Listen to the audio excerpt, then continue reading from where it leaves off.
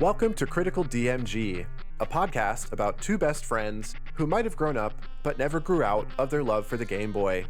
We will be playing and reviewing every North American title released on Nintendo's original handheld console. This is episode 53. I'm Tony, and we're going to have to talk about board game stuff this episode. We are. So, I'm Jeff, and today we are talking about Ishido, The Way of Stones. Before we dive into The Way of Stones, though, this is as close as we're getting to our, 1 year anniversary. When this episode comes out, it'll be 1 day until our anniversary. So, we started, on the 29th, exactly 1 year ago. So, as we've mentioned in a few of our previous episodes, we did collect some questions. Thank you, everyone, for submitting those and asking anything you had. Yeah. And tomorrow we'll be releasing a Q&A on the Patreon for anyone who's over there. If you're interested in that, definitely check it out. Who knows, by the time you're listening to this episode, it might already be out on our Patreon. I don't want to, reminisce about it here too much, I guess, because we'll have a whole episode for that, but how can you not? And what a game. What a game to cap off year one. You know, I feel like it's fitting. I feel like it is a fitting game. Yeah, I do think that it presents some interesting things, but let's not get ahead of ourselves. Yeah, so with that, would you recommend someone play Ishido, The Way of Stones? Oh, boy. I really actually wrestled with this a lot more than I thought I was going to, but first answer is going to be no. I don't think so. Okay, I think I'm a bit of a no asterisk, Mm-hmm. and I think we'll get into that and explain my caveat on that, as we go through the show. Can you give us the back of the box? I can. Ishido, The Way of Stones. From Stonehenge to the Great Pyramids, from the earliest North Americans to the ancient civilizations of the Far East, the stones of Ishido have spanned continents and cultures for eons of time to arrive here in your hands, drawing you into their spell of endless fascination. The object of Ishido is to place as many stones as possible onto the game board in combinations that maximize your score. Easy to learn and yet challenging for players of all ages, Ishido combines the elements of skill, strategy, and luck in a game that will captivate you for countless hours, as it has captivated others for centuries. Choose from 5 playing modes and 3 different sets of playing pieces. Help and hint menus assist every level of player in the placement of the stone pieces, challenging for players of all ages. Yeah. About right. Not a whole lot of fanfare, with that one, except for the whole Stonehenge and whatnot, but... Yeah, very Ancient Aliens background here. Yeah, I think we'll probably dive into that a little bit more in the creative, but this game released for the Game Boy in November of 1990, published by Nextsoft. However, it is kind of one of those games that saw every system, or it seems like it was kind of thrown at everything at that time. Yeah. So it was released for the Genesis, Famicom, computer. Mm-hmm. It seems like if it was a thing that could potentially play this game, it was released for that. I love, though, that the developer is Publishing International. Yeah. Not the publisher. Yeah, published by someone else, Yeah. Developed by Publishing International. Mm-hmm. And I guess a lot of the team from Shanghai I saw that. also worked on this as well, so... Very similar vibe, I think, which we will get into. Agreed. I don't have too much more of the background. Is there anything else you want to mention, or should we just dive into the mechanics? No, I think any of the other notes that I have are able to be saved for their appropriate sections. I'm ready to just talk about this one. All right, let's do it.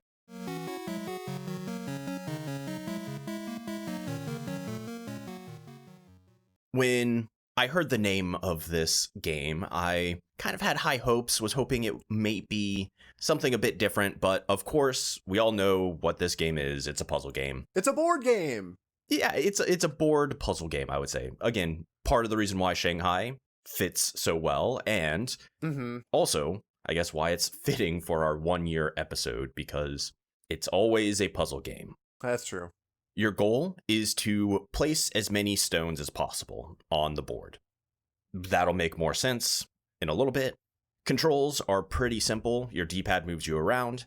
A will place a stone, and B will undo the last move in certain game modes. Oh. And we'll explain that in a little bit. Tony, before I ask your opinion, I do want to give a quick kind of rundown of the board and everything, just to give a mental image to anyone who's listening, and hopefully make it make a whole lot more sense as we dive into different things. It's like explaining a board game. You got to cover the rules, or anybody watching you is not going to understand what you're doing. Exactly. So you're playing on a board that's a 12 by 8 square grid, and you have 1 stone start in each corner, and then you have 2 starting diagonally in the middle. So 6 stones on the starting board. Each stone, you can essentially think a square, a domino, a mahjong tile. Each one has a symbol and a pattern. So inside the shape, it has, a square, or it's empty, or it's fully filled in. So 6 symbols, 6 patterns, giving you 36 possible combinations. And a stone set consists of a pair of each, so 72 total stones. So I guess that is the ultimate goal, to place all 72 stones on your 12 by 8 square grid. Sure. Placing a stone is where I guess the puzzle aspect goes, because you can only place a stone next to a stone that shares a symbol or a pattern. And then there are more constraints the more stones it's next to. Yeah, I was going to say, definitely don't need to get into all of the individual restraints, because that's where things get really hairy. But yeah, the overall idea is that you're placing these stones on the board, and you're trying to match not only the shape, but also the color, or, if you have a different set, then whatever else you're matching. But you can only match them according to very specific rules that the game sets, which, again, you would never understand without actually cracking open the rulebook and reading yourself. Yeah, very vaguely, you need to kind of equalize the number of symbols and patterns that it's next to. It starts to make sense once you've done it, but open the manual, read it, and it'll, I think, make the most sense, as opposed to us trying to explain it. Yeah. Tony, how was your gameplay? Did you place all 72 total stones? What was it like for you? I played against the computer, and I played solitaire mode. Okay. I finished both games. One thing that's kind of anticlimactic, I guess, is that in the solitaire mode, they don't really end the game quickly like they do in the 2-player mode. It kind of just waits for you to be done, and like, oh, I guess I can't make any more moves, because the computer knows when you can run out of moves. But if you don't recognize what the move is, then you're just sitting there waiting, like, obviously there's a move here because it hasn't ended on me yet, but I don't know what it is. You're just like staring at the board. Yeah, you have to try to place a stone, and then it'll tell you there are no moves left. Right. Which is... So you can use like the hint function and it'll tell you like where you can place that stone or whatever, but obviously you don't want to just keep using that. Although I don't think it penalizes you for using the hint. From what I could see, if you use the hint, or there's also the option to look at your pouch. So your pouch is all of the remaining stones. I had no idea. I must have missed that in the manual. Yeah, I didn't try it, but apparently there is that option. Oh. If you do either of those two things, your score doesn't get saved to the high score page, I guess. Oh. That's kind of the whole point of the game, is it's a high score game ultimately. Right. But yeah, you're trying to place the stones, and again, depending on how many other stones it's touching, etc., you get more points. Right. So I don't want to go and say too much, because this is definitely getting into wrap-up talk. But a caveat that I have with my flat no is that the way that this game plays, solitaire mode versus 2-player mode, makes me have a little bit different opinions on whether or not I would go back to it. And the solitaire mode being more similar to Mahjong, the Shanghai like solitaire tile matching that we'd covered a while back, the solitaire version of this game is kind of like that. You know, you're just managing tiles, flipping them out one at a time and placing them where they need to go until you run out. And even though the mechanics of those two games aren't exactly the same, the vibe is very similar. Mm-hmm. And I was never frustrated, really, in the solitaire mode. I was just kind of like having a very chill time, you know, looking for where to place the tiles and not using the hint system unless I had to. The 2-player mode, I'm not going to bury the lead. I think it's trash. As someone who has played a lot of board games like this and other ones, you know, very themeless, abstract strategy games like this one, and then, you know, all kinds of wild and crazy whatever. As a 2-player game, this is just a random fest. Like, there is no real way to kind of head anything off or put yourself in a good position, because it's just randomly who's drawing what tile when, and I don't like that in a board game. I think that's fair. So I didn't try any of the versus modes. So, okay. As Tony mentioned, there are 5 different game modes that you can play. Solitaire and tournament mode are essentially the same thing. You're just playing by yourself, each tile as it comes up. The only difference is tournament mode won't reshuffle once you start a new game. So you can see who has a higher score at the end by passing your Game Boy around and replaying the same stone set, I guess is what they call it. And then the versus mode can verse the computer or play 2-player, and you're playing from the same set of 72 stones. It goes back and forth placing a stone, and you're trying to get the highest score out of the 2 people. Right. Yeah, I didn't play that mode, but I could definitely see, because you don't necessarily know what is coming up next, it kind of feels like, yeah, just complete RNG of being able to place a stone that potentially hurts the other person more than it helps you. Right.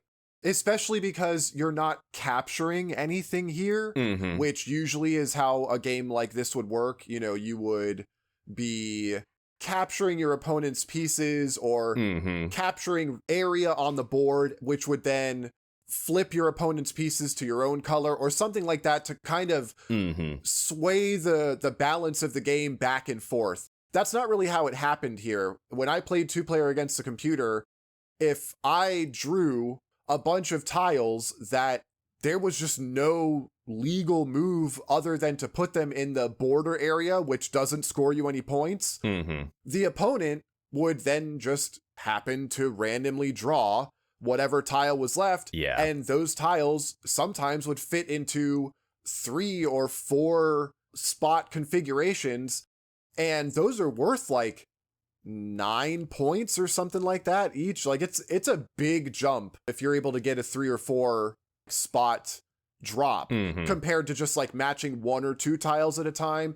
And so the computer got a runaway lead, and there's nothing that you can influence to fix that. Like, there's no special skills, there's no any way for you to manipulate the randomness of the tiles coming out. There's nothing that you can do to block your opponent from taking advantage of a move that you've set up for yourself. Like, nothing. It's literally just, I draw a tile and I put it down. Oh, I got all bad tiles. Oh, you got all good tiles? Well, that's nice. Like, yeah, that, it makes it very accessible.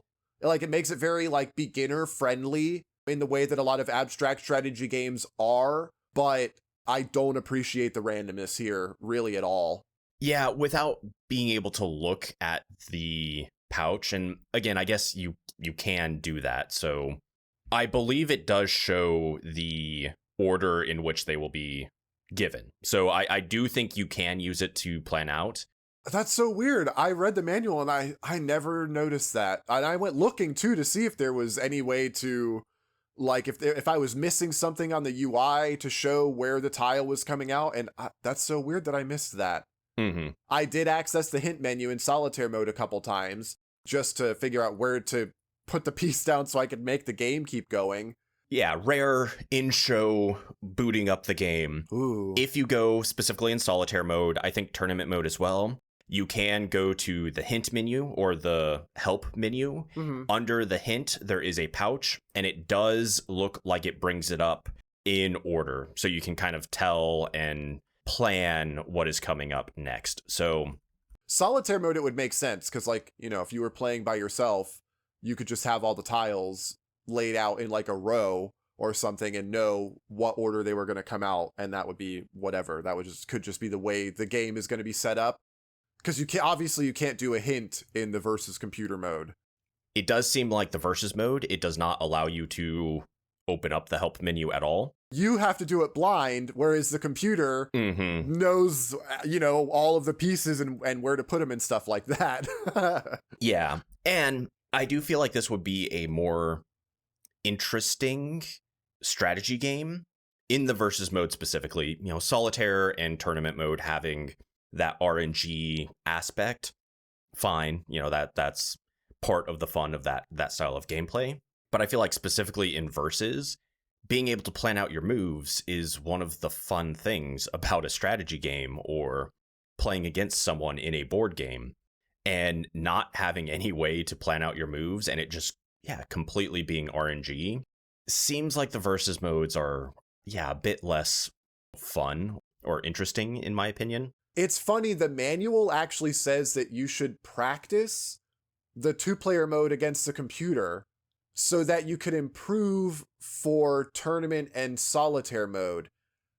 And that doesn't make a lot of sense to me, because playing against a computer who knows where everything gets to go and where all the tiles are going to come out from is way harder than just doing it by yourself, especially when you get to look at the bag. Yeah. So I don't know what they're talking about with that. I do wonder how much the computer actually uses behind the scenes knowledge, if that makes sense. Sure. I do wonder if it is quote unquote fair, where it just has a slight weighting scale of where to place based on the current board. But I don't know, because the rules for placement are so tight here that, like, there's really only, especially when the game starts to get farther along and the board is built up, there's really only like 1 or 2 moves, period. Not even optimal moves, but like the only move you can make.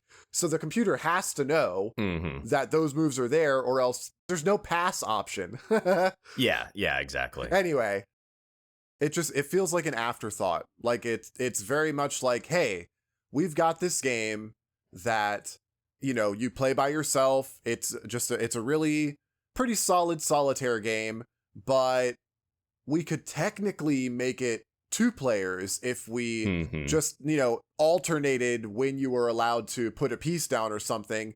And I just don't really feel like it adds anything. I honestly feel like it kind of detracts overall, because the game itself, like I had said before, like a lot of these abstract strategy board games, once you see it, once you have played it and get it, you know, at least 1 or 2 games under your belt, even if you just completely crash and burn, it's honestly pretty simple to understand. You know, you're just matching these pieces, figuring out where they go, especially if you're doing the solitaire mode.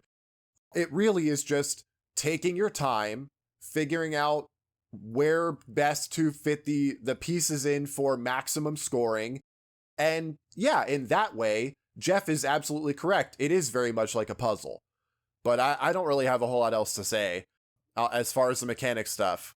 The last thing I have to say is I play a lot of Minesweeper. It kind of feels similar to that game, not in the gameplay at all, but in the fact that the base rules are relatively easy. And I'm sure we all have experience playing, well, maybe not younger listeners, but I'm sure a lot of us have experience just clicking around randomly on Minesweeper until you kind of learn some of the rules. And then you can kind of trudge your way through a game. But then as you play it more and more, you start to see patterns more and more, to where you almost, I guess it's almost like chess as well, where it's like pattern recognition of, okay, I understand this layout means X. That's what these games excel at. Yeah, exactly.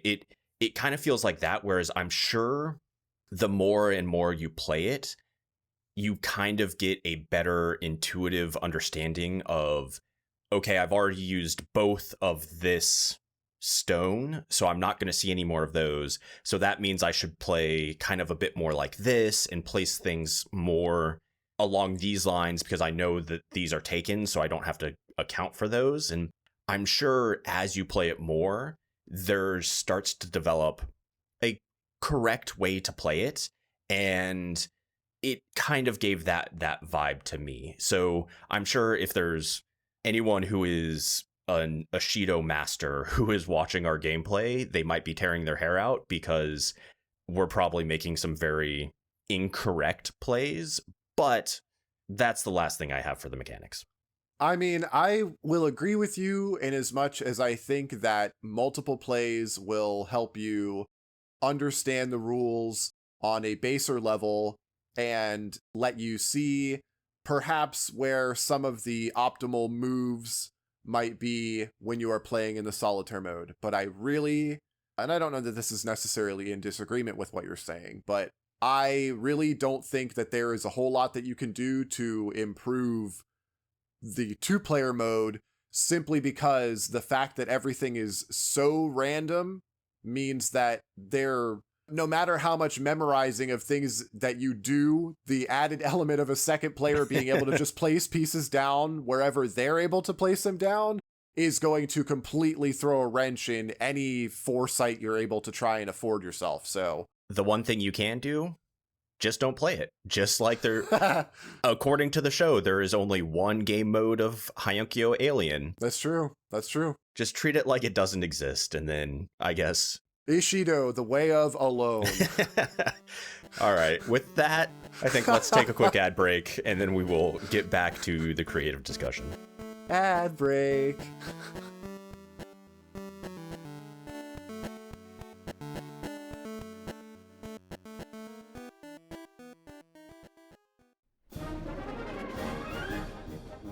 Come one, come all. The Circus of Chaos has settled into town.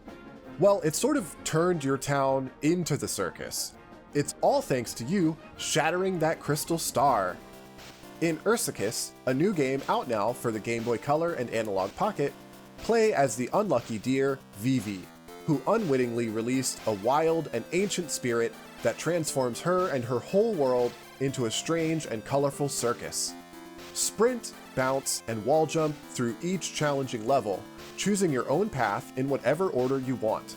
And, if your acrobatics aren't just for show, you can collect bells and tickets to unlock extra characters and bonus levels. So get yourself under the big tent and try to put a stop to Vivi's wild ride in Ursicus. That's Urcicus by Platina XO. Out now on itch.io. We know that a lot of people listen to podcasts just like ours to relax at bedtime. Here at Critical DMG, we do our best to ensure that the charm and good vibes are provided at maximum strength. You can tune into our show, tune out for the night, and leave us on while you get some sleep. With Critical DMG, the rest is easy.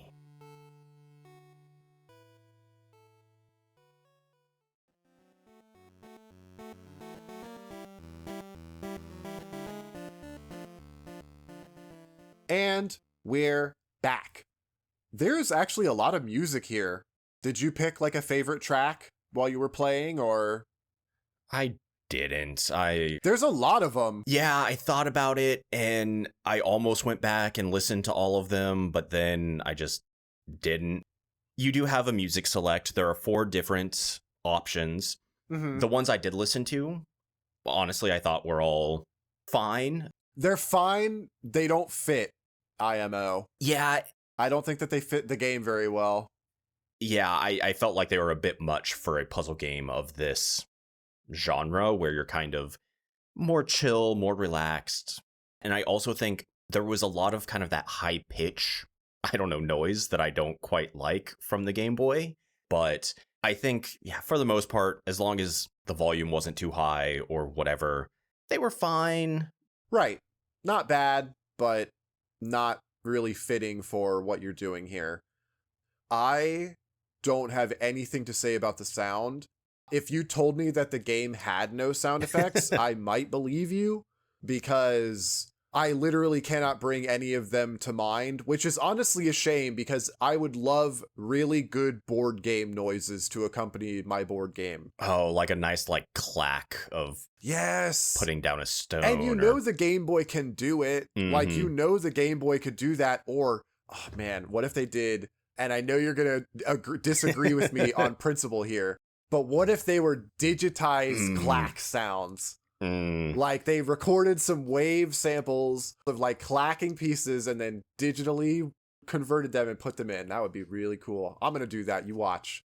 I think if it's not digitized voice, I might be able to get behind it. I would have to hear it first, but I'll make it happen. There is like a relatively nice or makes sense sort of no when you try to put a piece someplace that it doesn't go. It'll kind of give like a right. Yeah, it was cute. Which it worked. It fit what it was meant to do, and it wasn't obnoxious or too, I guess, demeaning in telling you that no, that piece doesn't go there. So very pleasant.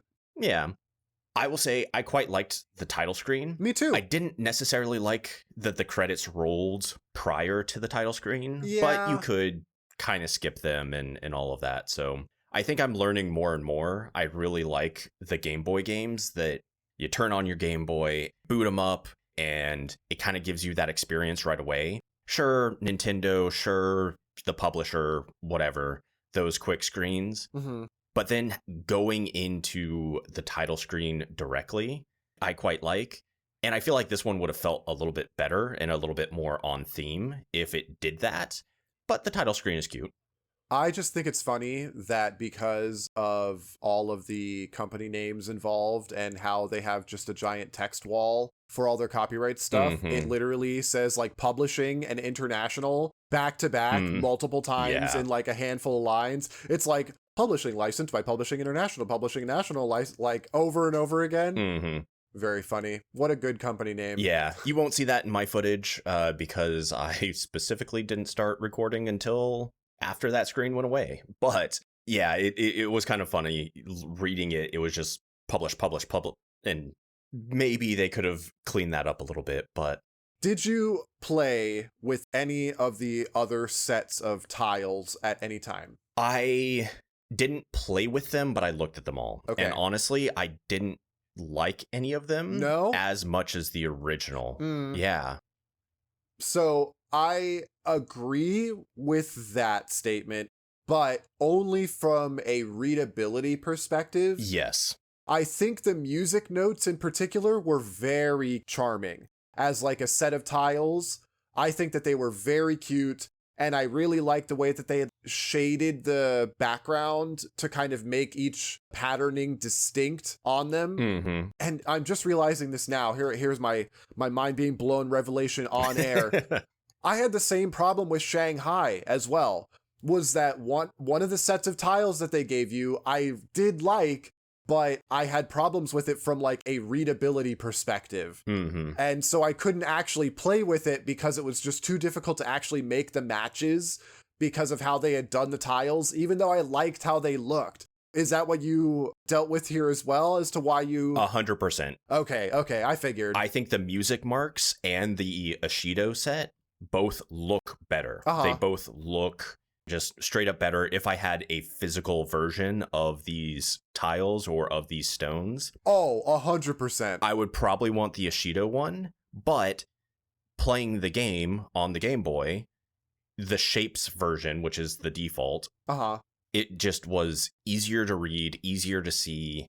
Yeah, a bit more boring, but I think that boringness made it easier to play with, and ultimately that was, what I was looking for.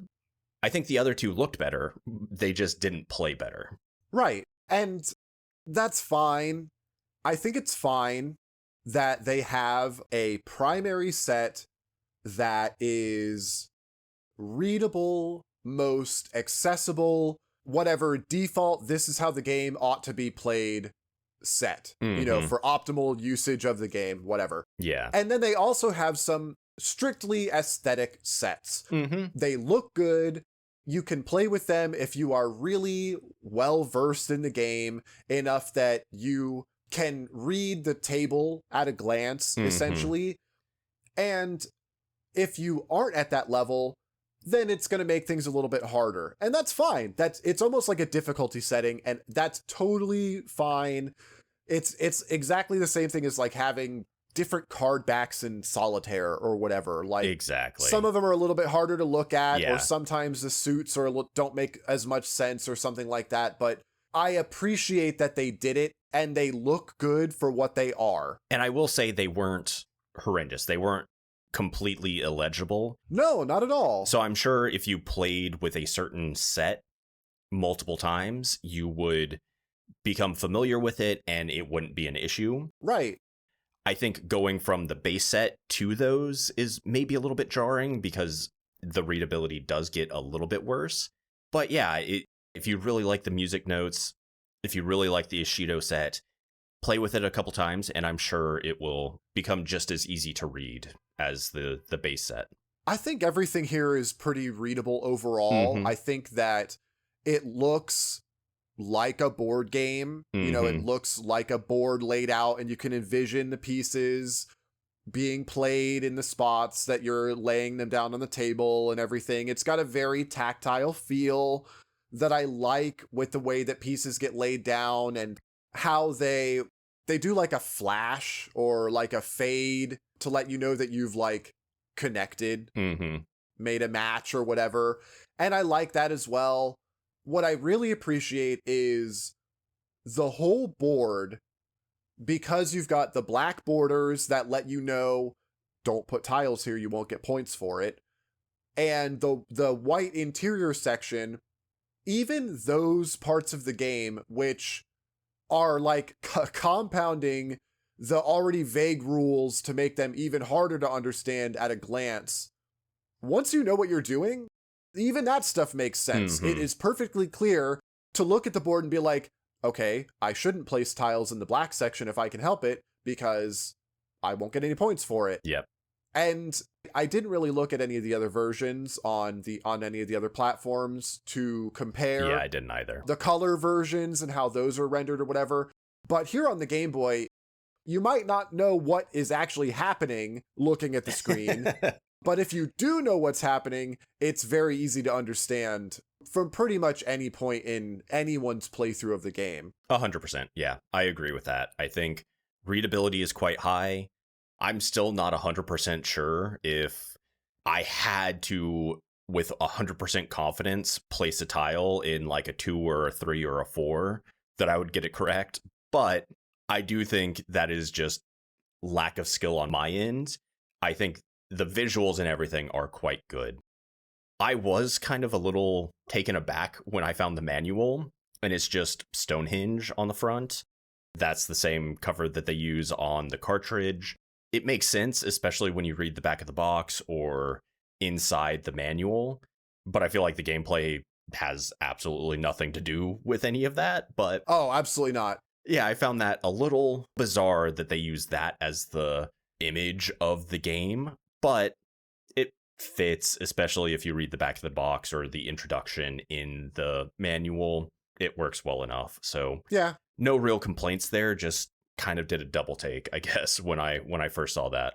It's abstract strategy 101. If you have been around board games for any length of time and you see a lot of these kinds of games where they're, you know, very simple rule sets with lots of replayability because things are random or predetermined to a strategic degree or whatever, the themes are usually pasted on so thin that it doesn't matter. And the easiest way that you can tell that it doesn't matter here is that the version that we got thematically has nothing to do with the version that all the other systems got. Yep.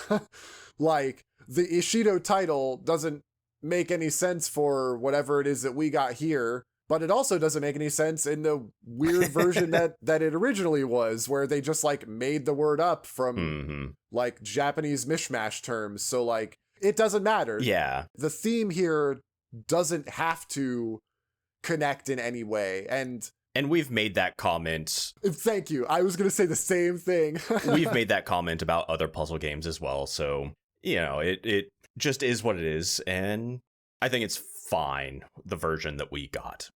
But it sounds like we're reaching wrap-up talk. Oh, yeah. Okay, go ahead and give us your wrap-up of Ishido, The Way of Stones. So I am seriously jonesing for board games here on the Game Boy. I actually said to my wife before we started recording that I was pretty sure this was one of the first board games that we had, which I guess, depending on how you want to split that hair, Shanghai could be it, Yeah. or even technically Wheel of Fortune, depending on how you want to define things. But like, this is really the first like tabletop board game that I feel that we have gotten on the Game Boy. And I'm a little disappointed. I'm not going to lie. I'm not a huge fan of abstract strategy board games, just in general. It's not like I dislike them, and I do have some that I hold in, pretty high regard, actually. But I'm not a big chess person. I'm not a big checkers person or anything like that. So games of that nature aren't really something that I would be looking forward to, but I was looking forward to a board game on the Game Boy. Solitaire, I think it's okay. I think that there are worse ways that you could spend your time. There are worse games that you could put into your Game Boy than this one. 2 players, though, maybe if you were playing against another person and you were both just having a total laugh about the fact that neither of your decisions really mattered, maybe that could be something. But anyway, mine is a no. I guess you could play the solitaire mode if you really want to, but I feel like if you were going to play something like this, just go play an actual board game. So my thought is completely based on the solitaire mode. Okay. Because I found it, again, very similar to when I first started playing Minesweeper, where it was, I vaguely understood the rules, but I hadn't had enough experience to really not play it mindlessly, but be able to understand the different combinations. I feel like this is a game that if you, and again, just talking about solitaire mode, I could see it being one of those things where you start to recognize patterns in a way that allows you to optimize your moves without sitting there for 5 minutes thinking about each placement. And once that clicks, I could see it being a whole lot of fun to kind of just bang out a few of these games, just go through, I want to say go through the motions, but that's not exactly what I mean. Yeah, no, that sounds more negative than what I think you're angling for. Exactly. Like, once you have that pattern recognition, I think it would be a lot of fun to play through the game using that skill that you've developed and have a favorable outcome, So that's kind of where my asterisk comes in, is that I could see someone getting to that point. Maybe this game doesn't allow that with the RNG of it and all of that, but it really feels like a game that does. If you get to that level, I could see it being a lot of fun. I just don't think the, average gamer / person would put in the repetitions to get to that level. And I don't think I would recommend someone trying to do that. I just fall on the side of, if I was going to play this, I would rather just have the tiles in front of me.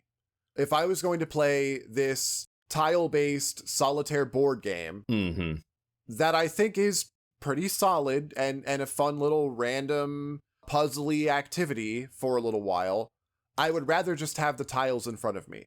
I prefer that tactile physicality of a board game, especially if it's got cute tiles that, feel nice in your hands or whatever. I would not want to just have the experience in this video game form, because I do feel that it makes it lackluster. That might just be me. I know some people aren't as big up on board games as I am, and playing a digital version is totally the equivalent or whatever. But for me, because this feels so much like a board game, if I was going to play something as simple as this, at least I would rather have the pretty tiles in front of me to match up and whatever. Yeah, I would agree with that. then at least I could look at the mosaic after I was done and see them all on the table, which is satisfying for me. Fair enough. I think that means it's quiz time. Quiz time.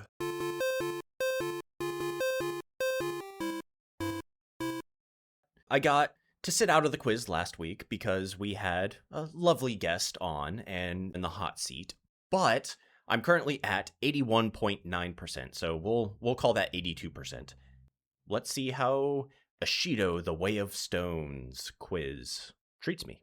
This was a little bit of a difficult one, I will say, just because while there was kind of a little bit more than usual information for the game, just like Ishido in all its forms, the version on the Game Boy I couldn't really find a whole lot about. Yeah, you did specifically request that I did not go to a certain site. It's true. So I guess we'll see what comes from that. I've mentioned in the past, I usually do try to avoid the cutting room floor because I know you get stuff from there, but requesting me not to go to a site that I usually do, I'm a little scared at what you dug up. Maybe you should be. All right. Ishido, the Way of Stones quiz. Question 1. As obtuse as the mechanics can be on their face, it begs the question as to whether there was anything the game could have done to teach players without relying on them reading the manual. Including a full play-by-play tutorial with text instructions might have done it, but maybe the text is too big an ask. You have to think simpler, more easily replicated, and, preferably, accessible with a cheat code. Is it true or false that the one and only cheat code for Ishido the Way of Stones on Game Boy is to put the game into autoplay mode and watch the computer play itself? Oh. Okay. I can't fathom that being the case, but that is such a weird thing for you to come up with by yourself. I'm gonna go with true. Yeah, I just can't fathom you making that entire scenario up by yourself. It is true. Let's go. Is that why you told me not to look up cheats for it? That is, in fact, why I told you not to go on GameFAQs. So, thanks to an anonymous GameFAQs user for this revelation, anyone can set up a game of autoplay in Ishido. So, what you do is you press the start button to begin your game, like you set up all your settings, which tiles you're going to play with, all that stuff. Press start, and then you hold down A and B and select and write on the directional pad. Oh, that's a little difficult. Yeah, I know. It's actually kind of involved. When the screen fades back in, the computer will be playing the game turn by turn all by itself. Like, you don't have to input anything at all. It'll just be taking the turns one at a time for itself. That is such a bizarre thing. I did it. It was cool. Like, it was really neat to watch, but I don't think that it would really help you understand the game any better if you never read the rule book. You really got to read the rules on this one. Well, and so many games just do that if you stay on the title screen for long enough. So I don't know why. I don't know why it's a cheat code and not just autoplay if you stay on the title screen. But I'll take it. Question 1, correct. And we love to see it. Question 2. The distinctly named Publishing International, who I will remind everyone was the developer of this game, actually didn't have a hand in anything else for the Game Boy after this game. Instead, they were primarily an early computer developer focusing on things like PC, Apple II, and the FM Towns. Publishing International brought Ishido to a few of those, but the rest of their time was spent on other games, with Ishido actually falling pretty much in the middle of their whole catalog. There's some other puzzles, an arcade action game, and a quaintly interesting title from 1988 called Hometown USA, made for the early PC and FM Towns computer. But what exactly is it? A. An adventure game about a 1950s era US fair. B. A building design program to print out foldable papercraft buildings. C. a rudimentary track and field game. Or D, I misspoke, and it's actually a text RPG called Gnome Town USA. Oh, well, puzzle game isn't in it, so... Nope. This one is something that I think that you would find actually potentially more interesting than me. That doesn't help me much. Oh. It's got blueprints. I'm going to go with B because that sounds the most interesting to me. So B for blueprint. Oh, wow. B for Bubble Ghost, Balloon Kid. I don't remember which episode had that shtick. But that's true. Yeah, I'm going to go with B. That sounds like the most interesting concept. What if it actually was Gnome Town USA? No, it's not. It was B. So Hometown USA was a piece of creative educational software for early computers that allowed users to create their own buildings from a number of available templates, and then you could add windows and other decorations, and when you were done, you could print them off onto paper, and all of the designs had foldable tabs marked on them, so you could fold them up and glue them to make 3D papercraft structures. Yeah, that sounds awesome. It was so cool. It was really, really neat. Yeah, that sounds so cool. You can actually, still play around with it. It's abandonware at this point, so you can find it on, a lot of websites that host long-forgotten DOS software and that kind of stuff. It doesn't function super well on modern computers. Obviously, it's got really bad mouse sensitivity problems and stuff, but I did manage to make a building in the software and put windows on it and hit the print button. But obviously I don't have a printer to connect to. So fair. It was still really neat. Very, very cool little piece of interactive software. So interesting. Yeah. All right. 2 for 2. Let's see what question 3 is. Okay. Last episode for the 1 year anniversary of the last episode for the 1 year anniversary of the show. You have to get 3 for 3 on the quiz. Oh, don't put that on me. Nope, I already did. It's too late. Here we go. Question 3. In board game terms, as I have already said multiple times throughout this episode, I would call this an abstract strategy game, and that's for a few reasons. It has a completely non-essential theme. The pieces are simply shapes and colors, and it's a straightforward set of puzzle-like rules. Some of the oldest board games people would know also belong to this category. I mentioned chess, Go, checkers, that sort of a thing.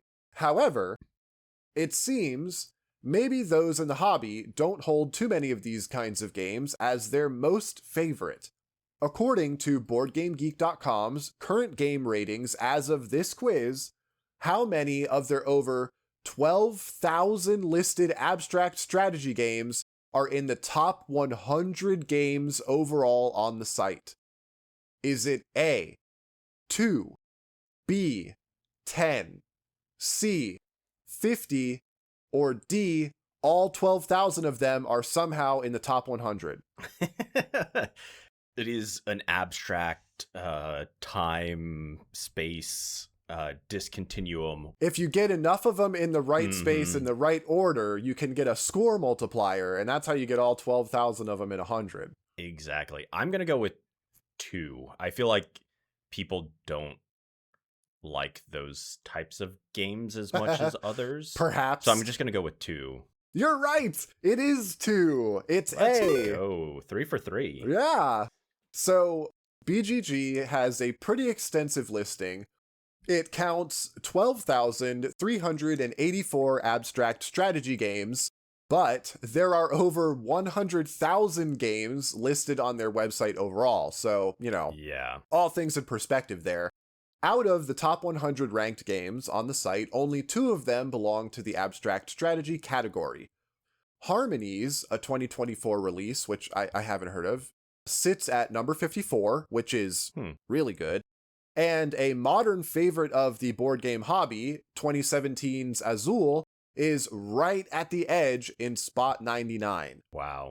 For anyone curious, chess is ranked 462. I was about to say, I can't imagine that chess is not on there, but I guess there are a lot of board games. Yeah, But okay, chess is 462. Go is a very respectable 236. And checkers is ranked all the way down at 30,921st place. Yeah, fair enough. Checkers can be down there. I'm a little sad chess isn't higher, but I have stints of wanting to play chess, and then I realize that I'm not good at chess. So yeah, Board Game Geek. I love BoardGameGeek.com. I've been a BoardGameGeek.com member for a long time, and their rankings are a little skewed by the people who use the site, let's just say. Fair enough. I'm now at 82%. So yes! 82 proper, 82.3. Brought it home strong before the end of the first year. Right. That's a plus. But can you remind us what our listener question from DuckTales was? I can. The story of DuckTales, which we all know, came from the Donald Duck comics, Disney comics from a long time ago. That's where Scrooge came from. Long history, blah, blah, covered that. In 2025, Scrooge starred in his own comic miniseries under the new Marvel Disney banner. No longer just Scrooge McDuck, he was, the subtitle called him this anyway, what? Jeff. Iron Duck. Oh, you're so close. Bat Duck is not. No, that's not Marvel. Yeah. Nope. Nope. We'll cut that so no one yells at me for even remotely thinking Batman was Marvel for a second. I'm absolutely not cutting that. No, he is now Uncle Scrooge, Earth's mightiest duck. Not super strange or out of character for like DuckTales, Donald Duck comics-averse, I guess, to have a story about like aliens invading or Uncle Scrooge fighting to retain his lost memories or something like that. So maybe the title's not too out there, but I still think it's really funny. Yeah, I was going more with, he's rich. Tony Stark is rich. Tony Stark, I guess, is also a genius, but who knows? Maybe Scrooge McDuck is also a genius. So that's where my head was at. But what is our listener question for this week? Listener question for Ishido. One of the games Publishing International actually published, rather than developed, was their 1988 computer game, Pharaoh's Revenge. This would be the arcade action game I mentioned at the start of the quiz. Taking heavy inspiration from an earlier title, one that we've actually covered a Game Boy port of here on the show, Pharaoh's Revenge has you climbing ladders to reach gold onks while making sure to outrun the pharaoh that's chasing you. Sounds pretty familiar, maybe. But which game am I referring to when I talk about the inspiration for Pharaoh's Revenge? Jeff, did I give it away? I feel like I should know this, but I'm kind of blanking, so... If you looked at footage of the game, it would immediately hit you. Yeah, I don't know. I feel like I'm blanking, and obviously I should know this because I've played this game within the last year. Anyone listening, you'll have to wait till next week, and yeah, I feel like I should know this.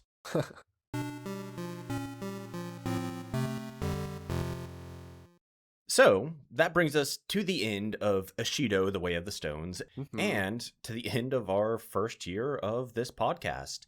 1 year. Wow. Again, thank you everyone who has listened. Thank you everyone who's made it this far into the show.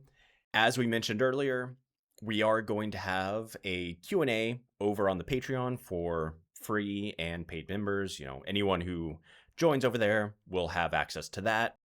But it's also kind of a busy time on the Patreon because we are quickly approaching our August newsletter as well. Jeez. Yeah, a lot of things going on over there, but I have one of my play segments. So I'm playing, I think one of the newest games that I've played for the show. Not going to spoil what it is. You'll have to head over there and check out the newsletter to find out what it is, but I think it's a good one. I had a lot of fun playing it. Come over and check out what I think about this game. My segment for this newsletter is going to be more game development stuff. I have been working hard on a recent release and also whatever is coming next. So I thought I would talk about the release process and kind of how I get things set up for that. If that sort of thing is not super dry and boring and of interest to you, by all means, come and check that out. I try really hard to keep it engaging and all that stuff. I always quite like these. I find them interesting as someone who enjoys playing the games but doesn't know a lot about what goes into them. I always quite like the, Tony Dev segments.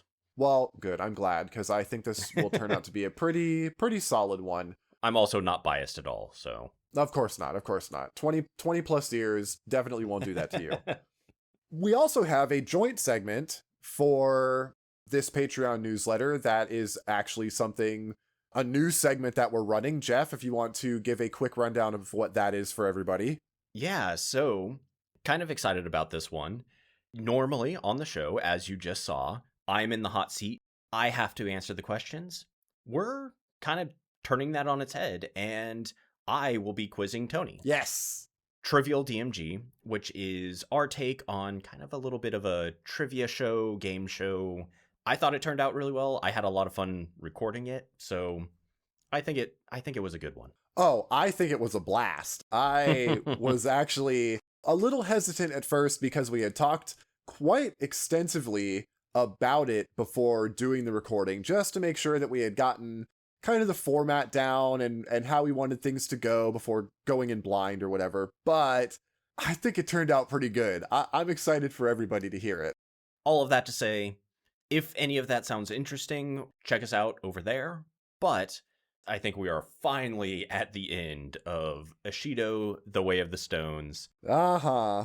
As always, thank you everyone for listening. For real. Join us next week where we get to dive into Ninja Boy. I think I might have played this. I think I might have this. I'll have to go and dig in my binder of cartridges. I think I might actually have this one already. I don't think I've played it. However, we do love ninjas. I'm cautiously optimistic that it is not a puzzle game, but we will see. I do love games about ninjas.